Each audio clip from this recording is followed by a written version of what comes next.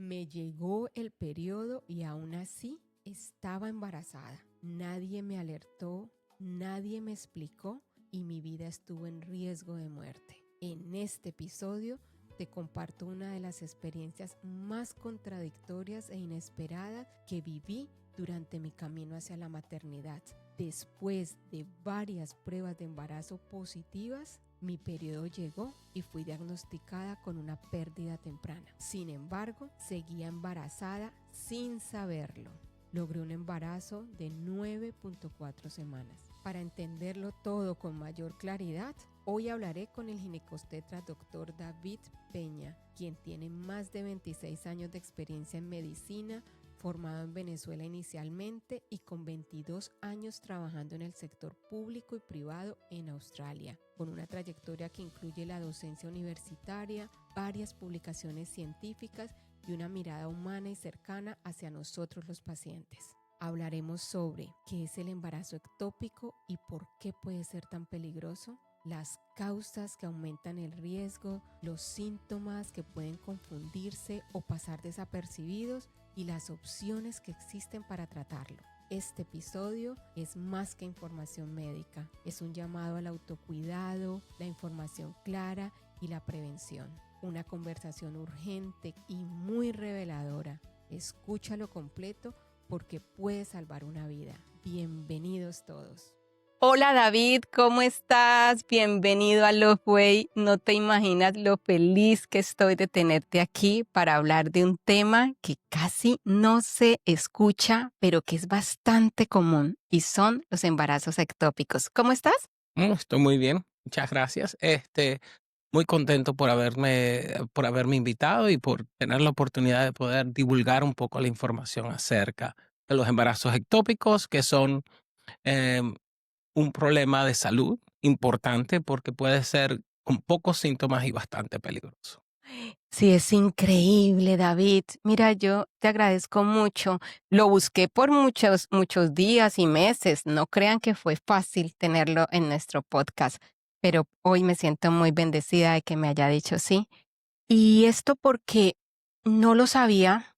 Por ejemplo, en mi caso, yo tuve una experiencia de un embarazo ectópico y cuando empecé a compartirlos con algunos de mis amigos, me di cuenta que ellos no sabían de qué se trataba, especialmente la gente joven. Y yo pensé, wow, algo tan importante, ¿por qué no se sabe? Y esa es la razón por la cual hoy vamos a hablar de estos embarazos ectópicos. Para iniciar, ¿de qué son los embarazos ectópicos? Un embarazo ectópico es, como su nombre dice, es un embarazo, pero que lamentablemente no está dentro de su lugar donde debe estar. El embarazo debería estar dentro del útero y a veces la implantación del embrión puede ser en un lugar diferente. Uno de los lugares más comunes es en los trompas de Eustaquio o los tubos que conectan el ovario contra el útero. Ahí se hace la fecundidad y lamentablemente ese embrio no se desplaza, sino que se queda en ese lugar y se implanta ahí por error. Y es la mayoría de los embarazos, un 95% de los embarazos son en el tubo. Pero también pueden ser en muchas otras partes. Se pueden ver en la cicatriz de una cesárea, se pueden ver en el abdomen, que se implantan dentro del intestino, alrededor del intestino. Se puede implantar en diferentes zonas del tubo, en el cuello uterino y en mucho menos proporción, pero sí, se pueden ver en lugares diferentes. O sea que cuando ese óvulo y ese esperma se encuentran y van a viajar hasta nuestro útero, en ese camino puede pasar que se queden e incluso en los intestinos. Sí, puede irse hacia el otro lado y caer y quedar en el intestino. Y unas cosas muy raras, más o menos uno en 150,000 embarazos, pueden seguir en el abdomen y pueden crecer hasta cierto tamaño. Y se han visto muy rara vez, estamos hablando de cosas de millones en millones, de que embarazos progresan hasta el final en el abdomen, fuera del útero. Pero es extremadamente raro y muy peligroso. ¡Ay, Dios! Yo no sabía esto porque siempre había escuchado que el embarazo ectópico era que se había quedado en las trompas, pero no siempre es allí. No, no siempre, pero la mayoría, el 97% de los embarazos se quedan en las tubas, en las trompas de Eustaquio. Y allí lo primero que yo me pregunto es, ¿esto por qué ocurre? Hay muchas teorías, no se sabe 100% por qué, pero la mayoría de las causas es porque hay algún problema en los tubos. Los tubos tienen como unos pequeños vellos o pelitos dentro que se llaman cilias y ellos empujan el embarazo hacia el útero. Pero a veces, especialmente si hay problemas en los tubos, esas cilias se pierden o pierden el control y se mueven en diferentes direcciones al mismo tiempo, lo que dificultan que se mueva el embarazo. La causa más común de esto generalmente son infecciones pélvicas y la más común que trae este tipo de problemas es clamidia, infecciones por clamidia, porque como son muy silenciosas, crean adhesiones o adherencias y esas adherencias pueden obstruir o dificultar el movimiento del embarazo a través del tubo. Ok, y esas infecciones que son silenciosas, ¿qué las produce? Bueno, clamidia es una enfermedad de transmisión sexual, ¿ok? Y por supuesto viene de tener sexo sin protección con una persona que está infectada. Y lamentablemente en los hombres trae muy pocos síntomas y muchas personas pueden estar infectadas sin saberlo. Pero no siempre es clamidia. Es una de las causas. Es la más común, pero no es no es la única. Y por supuesto hay otras como infecciones generales, como por infecciones del intestino o del recto que se van hacia la vagina y de la vagina hacia el útero, del útero hacia los tubos, o también puede ser por otros tipos de infecciones de transmisión sexual. Como también puede ser por problemas que no se saben exactamente por qué, y hay personas que nacen con problemas en los tubos y no hay otra razón. Otra causa común también puede ser hacer fertilización in vitro, porque la fertilización in vitro no tiene la fertilidad dentro del tubo y el movimiento. Entonces, aunque ponen el embarazo dentro del útero, puede desplazarse hacia el tubo. Mira que ese es un mito, porque uno como paciente, en medio también de su desconocimiento y falta de investigación, ¿sí? Se cree, y a mí me pasó en mi tratamiento de fertilidad, que tuve este embarazo ectópico, tuve una doble transferencia embrionaria y logré mi embarazo. Estuve con alrededor de 7 semanas de embarazo y luego me llegó mi periodo, full periodo, y me dijeron fue una pérdida temprana, pero semanas después, a las 9 semanas y 4 días, me dijeron, qué pena, sus hormonas están subiendo y puede ser que usted sí está embarazada. Y yo no lo podía creer, yo decía, pero a mí me vino el periodo, ¿qué pasó aquí? Y lo que yo entendí, David, es que cuando estamos hablando de un tratamiento de fertilidad, como hay esta transferencia embrionaria y queda en el útero, pues es muy difícil que se vaya hacia las trompas. Pero tú nos dices que no es tan difícil, que es probable. Inclusive es más común que los embarazos naturales. Un embarazo espontáneo tiene un riesgo de 1 a 2% de ser ectópico. Un embarazo por fertilidad asistida tiene un 5% de riesgo de terminar un embarazo ectópico. Más alto. ¿Y a uno por qué no le dicen eso? Eso deberían ponerte dentro de las informaciones por lo cual se hacen fertilidad asistida. El otro problema también, en tu caso en particular, fue que a ti te pusieron 2 embrios. Entonces puede pasar algo que es muy raro, 1 en 300.000, que es un embarazo heteroctópico. Y eso quiere decir es que un embarazo está dentro de su lugar, del útero, mientras el otro se desplaza. Tú perdiste el primer embarazo con tu menstruación, fue una pérdida de ese embarazo que no siguió, mientras que el otro embarazo que estaba en el tubo siguió progresando lentamente. Y el problema de los embarazos dentro de los tubos es que no tienen espacio hacia donde crecer. Y son totalmente no viable. Entonces, ¿qué van haciendo? Van creciendo el tubo hasta que lo rompen y empiezas a sangrar internamente Y uno no se da cuenta, hasta que se rompa. porque a mí no me dolía nada. Sí, es que al principio no sientes nada. O los síntomas que puedes sentir son de embarazo temprano. Un poco de náuseas, un poco de malestar, una pequeña sensibilidad en el útero que no es un dolor, pero tú puedes decir, bueno, yo estoy al principio del embarazo y esto es lo que es. Pero no, puede ser un embarazo ectópico, por eso es peligroso. Ay, Dios mío. Y yo en este embarazo que tú me dices, ¿cómo se llamaba? Ec- Heteroctópico. Yo tengo una pregunta allí, David, que es muy importante, que quiero que tú me digas. ¿Y si uno ha tenido relaciones sexuales durante el tratamiento, es posible que haya un embarazo también natural?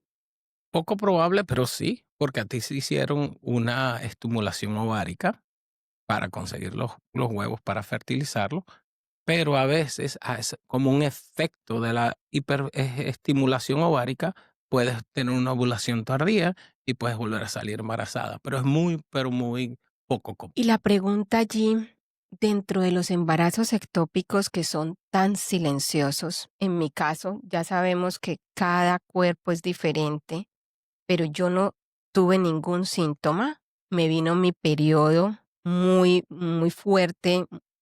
Realmente nunca imaginé que tenía un embarazo ectópico también.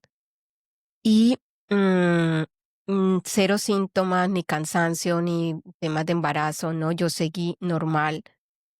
La pregunta mía es, ¿cuántas semanas puede estar uno en silencio con un embarazo ectópico? Generalmente los síntomas se ven tarde, entre las 6 y 8 semanas de embarazo. O sea, el mes y medio a 2 meses, porque ya tiene suficiente tamaño para empezar a dar síntomas, que es las molestias de empezar a poner presión sobre las trompas. O sea, al principio es tan pequeño que no da casi síntomas o no da ningún síntoma. Los síntomas más comunes generalmente son sensación de pesadez en el abdomen, pequeños sangrados o manchados y más nada. ¿Entiendes? Y saber que estás embarazada. ¿Entiendes? Tener pruebas positivas de embarazo. Por eso, cualquier dolor abdominal que llegue a un departamento de emergencia, le hacen una prueba de embarazo en una mujer para confirmar que no es un embarazo ectópico.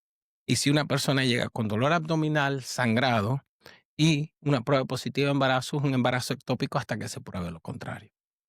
Ok, o sea que también nosotras podríamos hacerlo desde casa como una manera preventiva.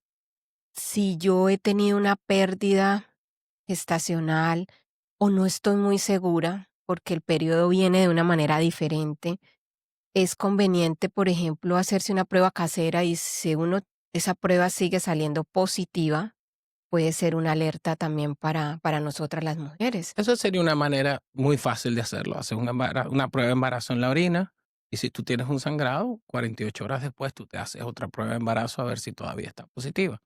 Sin embargo, la hormona del embarazo va bajando progresivamente y puede todavía salir positiva en la orina sin saber exactamente si es que está tan positiva como al principio, porque la prueba solamente te sale positiva y negativa. Entonces, lo que hay que hacer es, toda persona que tiene alto riesgo de un embarazo ectópico, porque sabe que tiene cirugía en los tubos antes, porque le han hecho IVF, porque ha tenido ectópicos previamente, porque ha tenido infecciones por clamidia con todo y que se han sido tratadas. Por todas esas cosas, cuando salen embarazadas deberían buscar un médico y hacer una prueba de sangre cuantificada, que sea con números, y le van a decir un valor. Y se sabe que los valores de esa hormona que se llama beta-HCG, esa hormona debería incrementarse o doblarse cada 48 horas. Si tú ves que la hormona está no progresando, se queda alrededor del mismo número, es un indicativo de que es un embarazo ectópico. Si tú la ves que cae dramáticamente, se sabe que es un embarazo que se perdió. Entonces, eso es una manera de hacer la prueba de sangre y repetirla 48 horas después. Porque miren, lo que a mí me sucedió es que como mi periodo vino,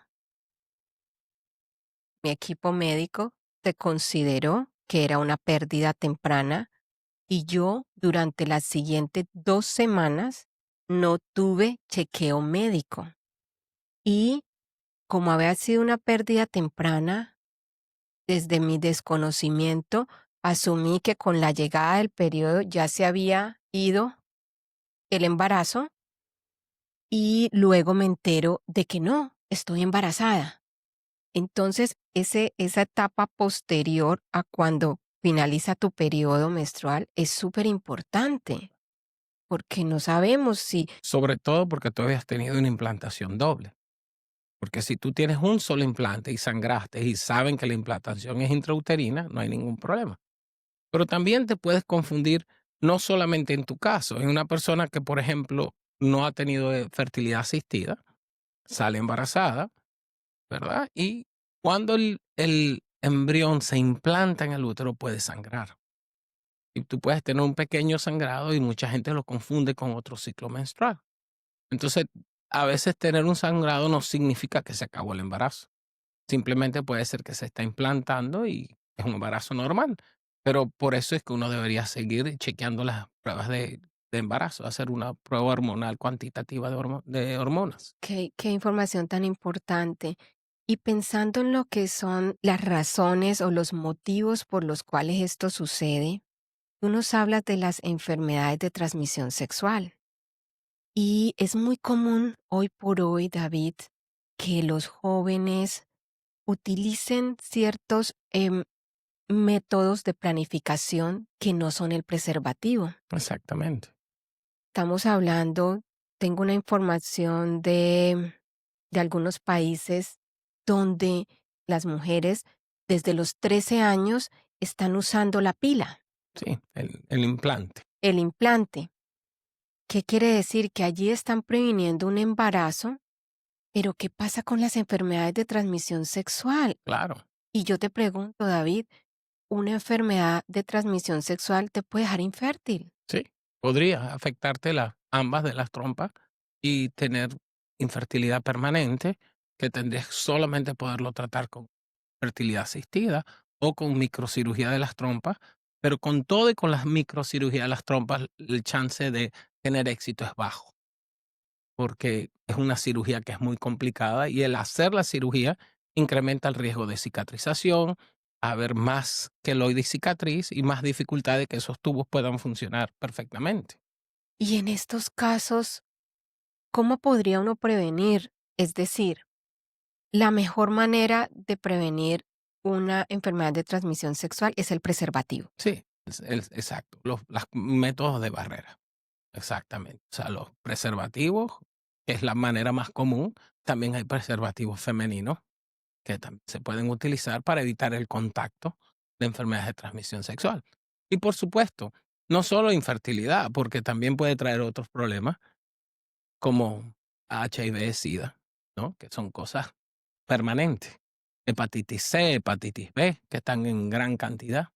Y en algunos países hay muchos problemas con enfermedades tradicionales como tracoma, sífilis, que pueden pasar. Inclusive aquí en Australia ahorita hay una epidemia de sífilis y en South Australia y Victoria, sobre todo en la gente aborigen, los tradicionales de Australia.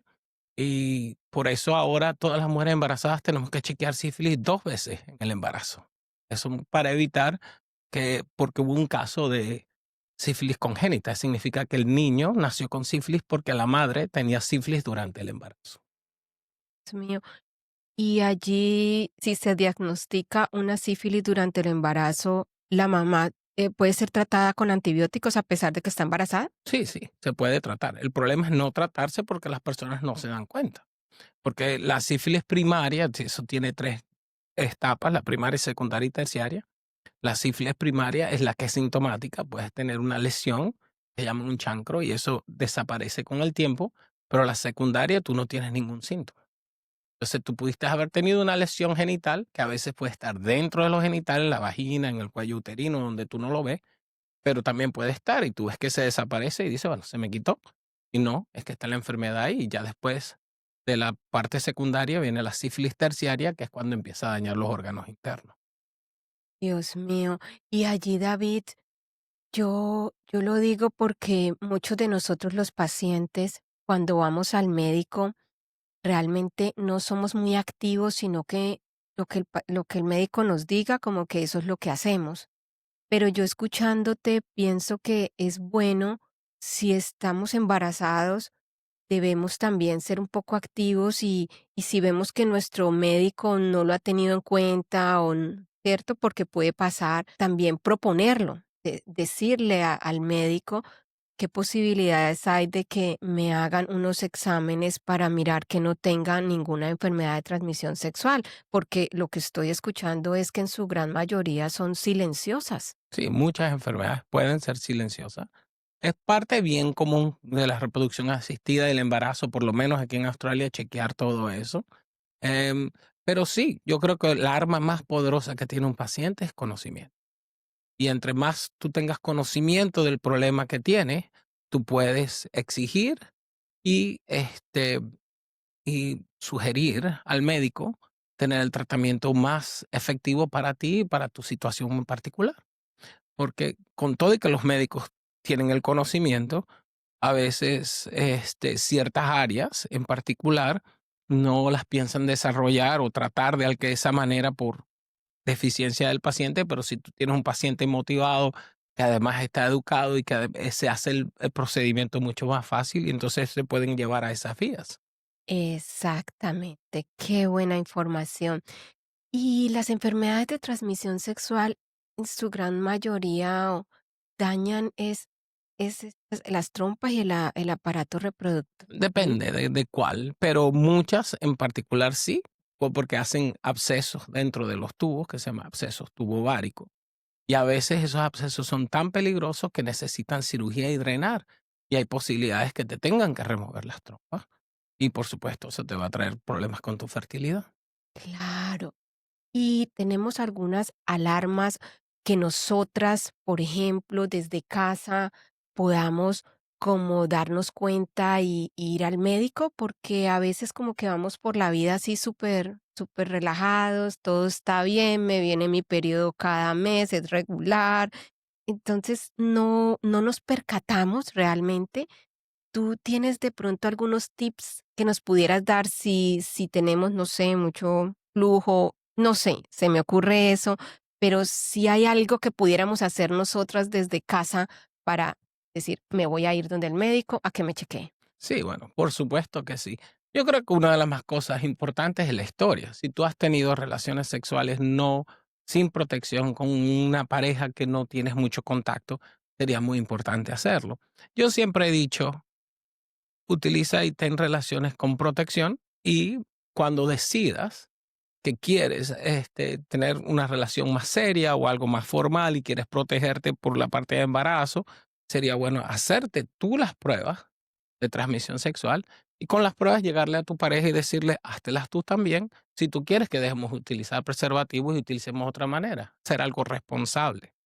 Pero también, por supuesto, lo que tiene que buscar la mujer es todo lo que es flujo vaginal, que cambie de color, de apariencia, si tiene un olor diferente, si tiene una secreción diferente, ardor, picazón, molestia, lesiones en el área genital que pueden ser verrugas o lo que llaman un chancro, que es como una vesícula en la piel del área genital, del área perianal y todas esas cosas son muy importantes. Hacerse su citología, como se recomiendan hacer en su país, para que también en ese siempre se utiliza oportunístico. Yo siempre que hago una citología hago pruebas de infecciones al mismo tiempo y todas esas cosas para poder descubrir si hay algún problema de ese tipo. ¿Y tú crees allí que los jabones que uno utiliza vaginales pueden ayudar a disminuir efectos si hemos contraído una enfermedad de transmisión sexual o no? Es un poco controversial y no creo que son 100% efectivos. Los jabones vaginales hay que tener mucho cuidado porque el pH de la vagina cambia con la edad. O sea, el pH de la vagina de una persona antes de empezar a desarrollarse, una niña, es diferente a una mujer en la edad fértil, al pH vaginal de una persona que ya está menopáusica. Este, Todos ellos son bien diferentes y por eso los jabones vaginales no son fuertemente recomendados a menos que tengan un pH adecuado para la edad, por lo cual es bueno investigar y ver lo que vas a utilizar. Sin embargo, Al revés, yo creo que utilizar jabones que son muy fuertes y que pueden hacer pequeñas microabrasiones de la piel, pueden al revés abrir la puerta para infecciones, por lo cual a veces hasta es mejor evitar. Muchos se recomiendan no utilizar jabón ni cosas muy fuertes en el área genital porque es una piel muy delicada. Ok, ok. Muchas gracias por esta información. Y en el caso de ya estar diagnosticados con un embarazo ectópico, ¿tenemos un límite? Es decir, cuando a mí me sucedió, yo estaba en 9 semanas de embarazo, Sí, poco tarde. muy tarde, y yo doy gracias a la vida por estar hoy aquí. De verdad que sí. Por eso este podcast es tan importante. Em, ¿Cuánto es el límite? ¿Cuántas semanas podría estar una mujer con un embarazo ectópico y que pueda perder su vida? Bueno, el riesgo más grande es después de las 9 semanas. Porque ya tiene cierto tamaño el embarazo y puede romper el tubo y tener un sangramiento interno y, por supuesto, traer muchísimas complicaciones. Este, pero es muy diferente si tú puedes diagnosticar un embarazo ectópico en una persona cuando todavía no ha tenido síntomas, porque tiene un poquito de sangrado, un poquito de molestia, hacen un ultrasonido, encuentran que el útero está vacío, encuentran que hay líquido dentro de la pelvis, encuentran que el tubo está un poco distendido y te hacen tus pruebas de embarazo y ven que no hay progreso del embarazo, sino que las hormonas siguen en un plató, en una parte básica. Entonces ahí se recomienda tratarlo y hay varias maneras de tratarlo dependiendo de cómo está la situación y es la preferencia del paciente y del médico. Entonces hay un tratamiento médico con un medicamento que usualmente se utilizaba para quimioterapia, que es metotrexato, y eso es un medicamento que funciona con el ácido fólico y hace que se destruya el ácido fólico y destruye las células que se multiplican rápidamente y hacen que se destruya el embarazo. este, Te dan una inyección de ese medicamento, pero para hacerlo tienes que tener un embarazo ectópico diagnosticado que esté estable, que sea temprano, que no sea muy grande y que no hayas tenido nunca ningún problema con medicamentos de este tipo. Te dan una inyección y se repiten las pruebas de hormona y ultrasonido para ver si el embarazo ya se desintegró o no. El problema es que si hay un daño muy grande en las trompas, nosotros sabemos que hay mucha posibilidad de que vuelvas a tener un embarazo ectópico porque esas trompas están ahí todavía defectuosas, aunque trates el embarazo. Y la otra cosa también que tiene es que utilizar metotrexato es no recomendable salir embarazada en los siguientes 3 a 6 meses. Entonces también puede retrasar la posibilidad de tener familia en las personas que están en las etapas extremas, tardes de la vida y quisieran tener niños rápidamente. A veces esperar 6 meses es un lujo que no se puede dar. La otra acción es hacer algo quirúrgico y entonces hacer una operación para remover la trompa con el embarazo o abrir la trompa y sacar el embarazo y volverla a cerrar. Pero entre las dos cosas, que es quitar la trompa de Eustraquio, por supuesto se resuelve el problema, pero te afecta la fertilidad porque solamente te queda un solo tubo. Mientras que si tú la reparas, hay muchas posibilidades que esa reparación traiga más problemas después y más futuros de embarazo ectópico. Entonces, ninguna de las opciones es 100% efectiva y todas tienen cierto nivel de complicación. Claro, y te hago esta pregunta.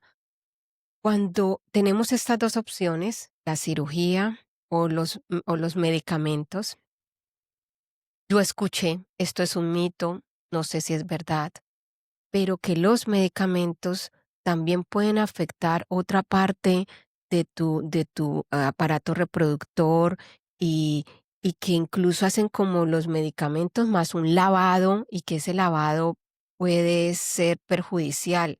Yo no sé si esto es verdad. Depende. Y como te digo, depende mucho. El medicamento es una buena opción para ciertos pacientes, que lo expliqué antes. Pero usar el medicamento tarde, con un embarazo muy adelantado, que además tienen que hacer un lavado, el metotrexato, por supuesto, tiene sus efectos y pueden afectarte, dar náuseas, y pueden afectarte la médula espinal, la médula ósea, en dosis muy altas y muy seguidos, pero en verdad se usa en una dosis muy pequeña.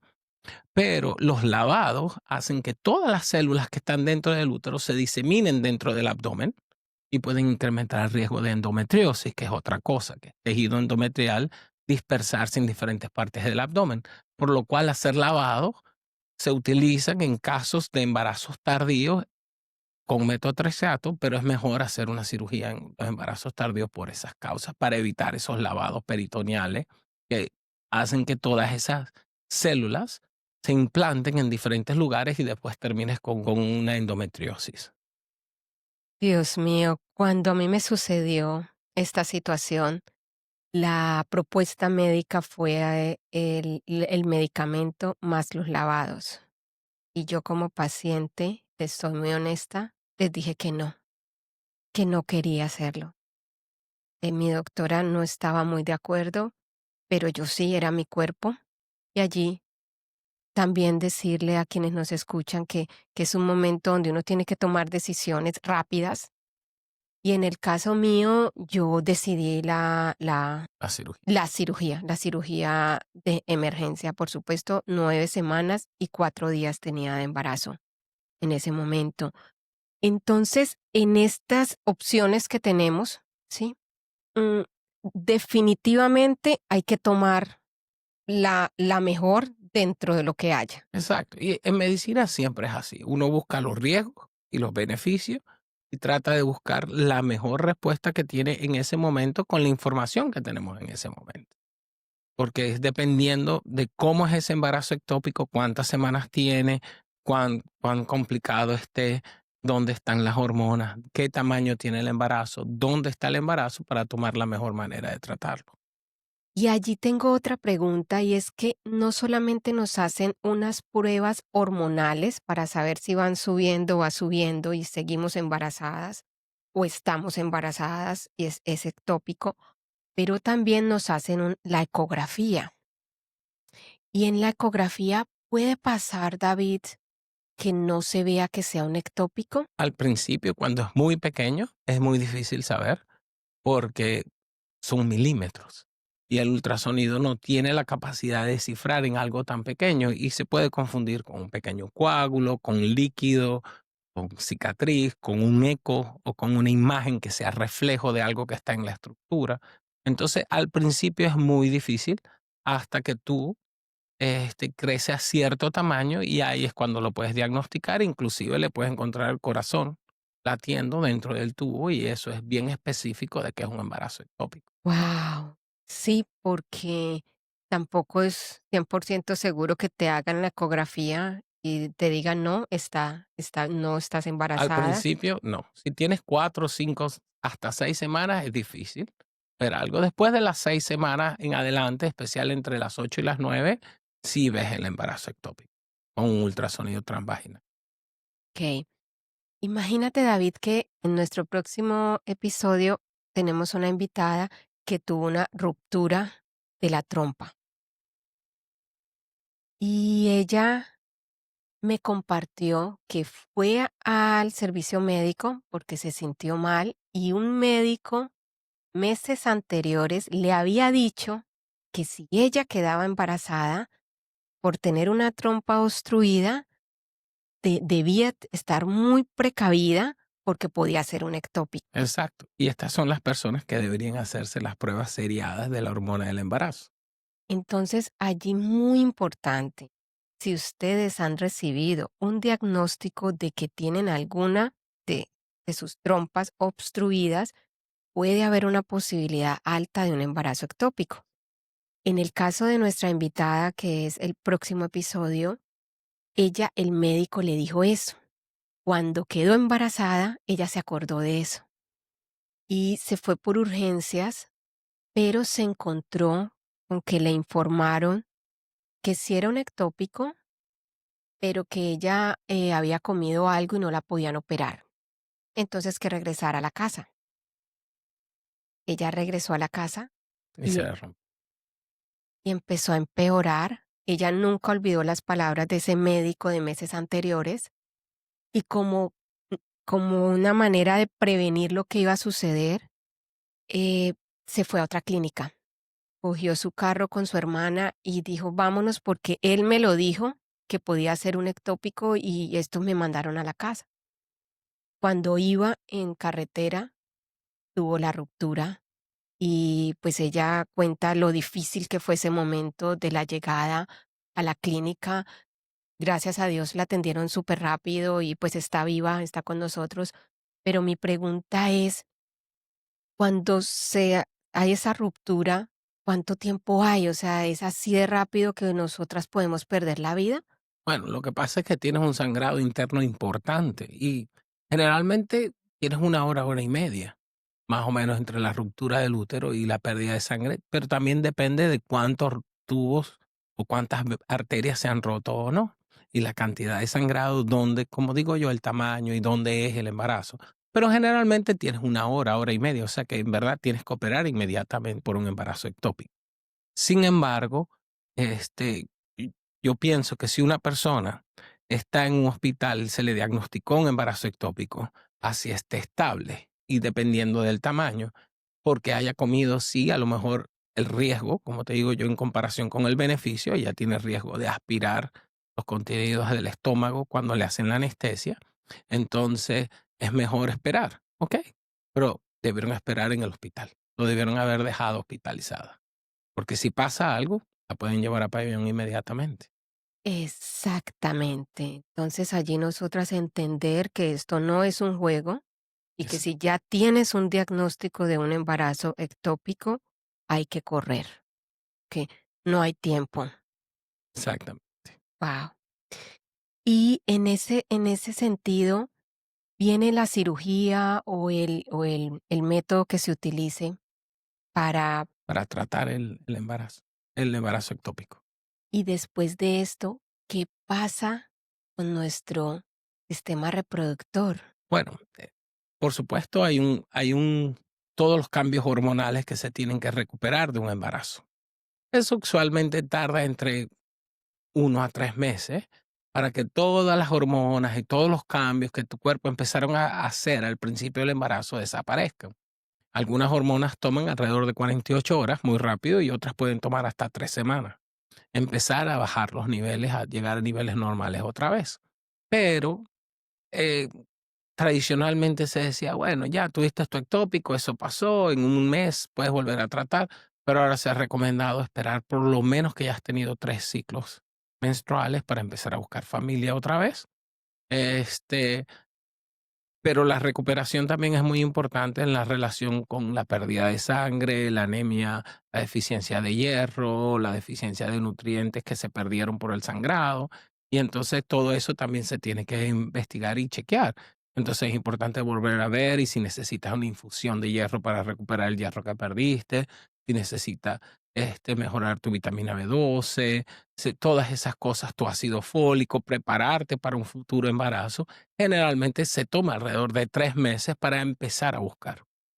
Sí, porque realmente después de la cirugía, el periodo no llega al mes siguiente. No, También viene una etapa de que vuelva tu periodo tu cuerpo en el cuerpo. retomando la maduración del eje entre el cerebro y los ovarios para poder controlar otra vez tus ciclos. Exactamente. ¿Cuánto es el tiempo promedio después de la cirugía que vuelva nuestro periodo?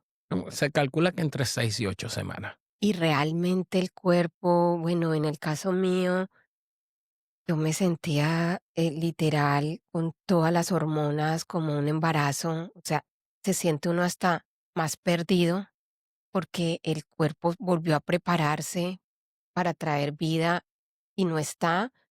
Y uno empieza a sufrir, sí, no solamente el periodo que se retrasa un poco, sino también se le descontrola un poco Sí, el sí. periodo. Tienes un sangramiento mucho más profuso la Sí, primera vez, generalmente después del procedimiento, porque dentro del útero, el útero crece el endometrio, que es una capa de tejido dentro del útero que se está preparando para la implantación.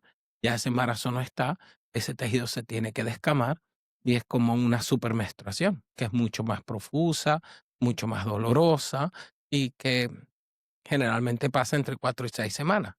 Como igual que algunas mujeres después de dar a luz tienen sangrados prolongados porque están perdiendo todo ese tejido que se preparó para implantar la placenta y todo eso.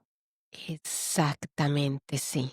Son unos, de verdad que son unos periodos bastante grandes que vienen para nosotras.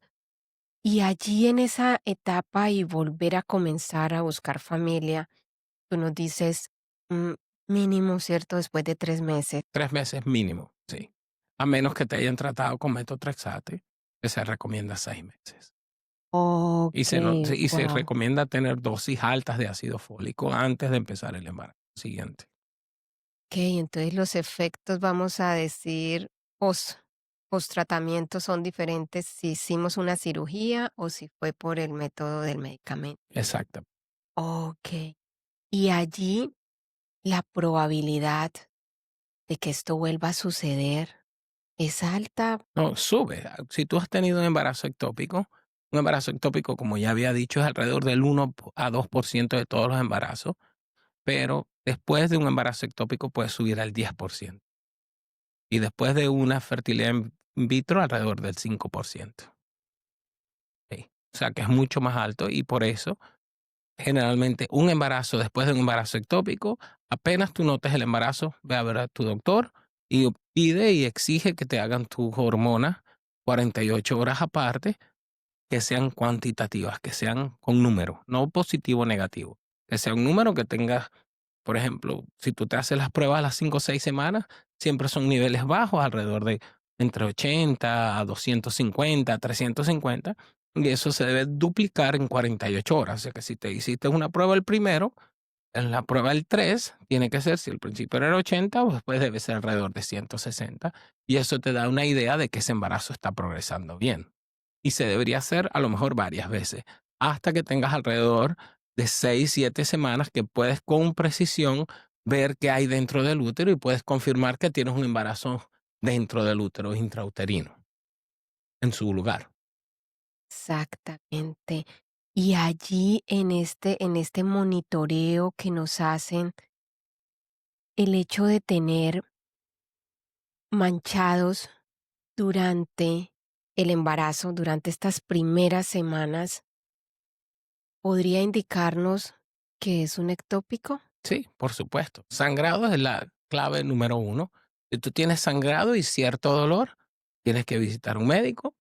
Y si es un día que no hay médicos disponibles porque es un fin de semana, tienes que ir a una emergencia.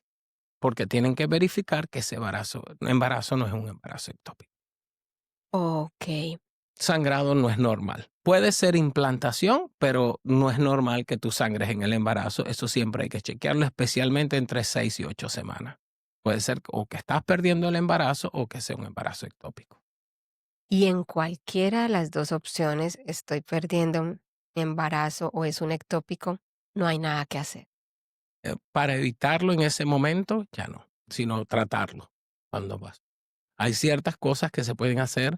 Las personas que tienen pérdidas de embarazos recurrentes, se pueden utilizar ciertas cosas como progesterona, que se utiliza para evitar que tú pierdas el siguiente embarazo, o aspirina, pero eso se hace cuando te enteras que estás embarazada antes de tener ningún síntoma.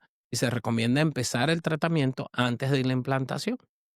Claro que sí, pero esto se hace más comúnmente cuando estamos en tratamientos de fertilización asistida más que cuando estamos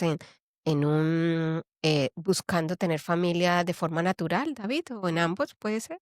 Depende de la historia, porque si tú tienes una persona que ha salido embarazada sin problemas, sale embarazada rápidamente, pero pierde los embarazos recurrentemente, es lo que se llama una persona que tiene abortos recurrentes y tiene más de 3, se trata. Esas personas apenas salen embarazadas, se tratan para evitar tener más pérdidas. Y aquí yo te pregunto algo muy, que es muy tradicional, sobre todo en América Latina, y es el hecho de que si estoy sangrando durante el embarazo, le dicen a uno, vaya, acuéstese y suba los pies, porque eso le va a ayudar. ¿Tú qué opinas de eso? Bueno, las nuevas estadísticas se han demostrado que el descanso no es específicamente efectivo para eso, dependiendo de la causa del sangrado. Si tienes algo que se llama placenta previa, que la placenta está alojada muy debajo, justo por donde es la abertura donde debería venir el parto, o sea que está encima del cuello uterino, descansar es muy útil. Pero para las otras cosas por las que sangras, en verdad, descansar o elevar las piernas no va a solucionar el problema. ¿Ok? Las nuevas estadísticas han demostrado que la actividad física en el embarazo se debe mantener aproximadamente de la misma manera que tu actividad física normal es. Si tú usualmente eres una persona que haces muchísimo ejercicio, no deberías parar de hacer ejercicio. A lo mejor puedes limitar un poco el peso, las repeticiones y el tiempo, pero deberías continuar haciendo ejercicio. Lo que no es recomendable es una persona que usualmente no hace ningún ejercicio, que una persona sedentaria, de pronto considera que debe empezar un programa de ejercicio severo porque está embarazada. Eso sí no es recomendable. Y mira que es un mito y nos pasa mucho. Incluso le recomiendan a uno la misma familia. No, estése tranquila, estése quietica, cuide ese embarazo y se traduce o nosotros creemos que sí, no, me tengo que quedar acostada, tengo que subir los pies, no puedo alzar nada porque Sí. de pronto me va a pasar algo con mi bebé y todo eso es un mito. Sí, al contrario, puede ser un poco contraproducente porque se ha demostrado que en el embarazo es la etapa de tu vida donde tu coagulación es la más activa. Y tener mucho tiempo en una cama sin movilidad o estar en tiempo inmóvil incrementa el riesgo de coágulos y puedes tener un coágulo en una pierna, lo que se llama trombosis profunda de las venas, o tener un embolismo pulmonar. Por lo cual no se recomienda en verdad estar en la cama todo el tiempo cuando estás embarazada. Imagínate, qué bueno tocar este tema que tú y yo sabemos que es bastante común en algunas culturas. Entonces, qué bueno saberlo. También yo he escuchado que el tener actividad es recomendable porque el útero debe estar muy irrigado. ¿Es cierto esto? Mejora la circulación, Eh, exacto. Entonces tiene mucho más sangre que llega al útero, porque en el embarazo, generalmente el 20% de lo que el corazón bombea va hacia el útero. Entonces tú tienes una pequeña, eh, lo que llamarían insuficiencia cardíaca, porque cierta parte de la sangre va hacia el útero y otra parte es la que utilizas tú. O sea que sí es importante ser activo para mantener una buena perfusión y circulación hacia el útero. Qué importante esta información. Gracias, David. Bueno, por parte mía, yo creo que mis preguntas han quedado todas resueltas. No sé cómo te gustaría cerrar este podcast, qué mensaje quieres dejarle a las mujeres, a las personas que están buscando tener familia.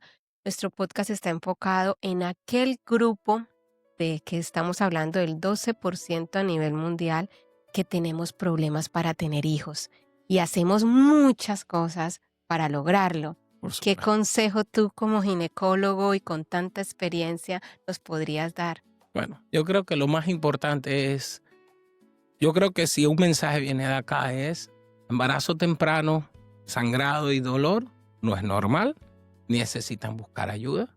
Es importante informarse y educarse para poder exigir tus derechos y tratamientos específicos para tu embarazo. Y es muy importante también que nos demos cuenta que hay situaciones que pueden ser bastante silenciosas, que no tienen muchos síntomas y que pueden ser peligrosas y que tenemos que tomarlas en cuenta porque aunque el embarazo es un hecho totalmente fisiológico y natural, también tiene sus complicaciones y tenemos que tomarlas en consecuencia. Es verdad, es verdad. Y si estamos en fertilización asistida, también invitar a que seamos más activas, más proactivas, porque a veces pensamos que como es algo un poco más, ¿sí?, más planeado, quizás pensamos que estas situaciones no nos van a pasar porque ya Claro, están más controladas y resulta que no es así. siguen pasando. Y algunas pueden ser inclusive más comunes, como el embarazo ectópico. Exactamente.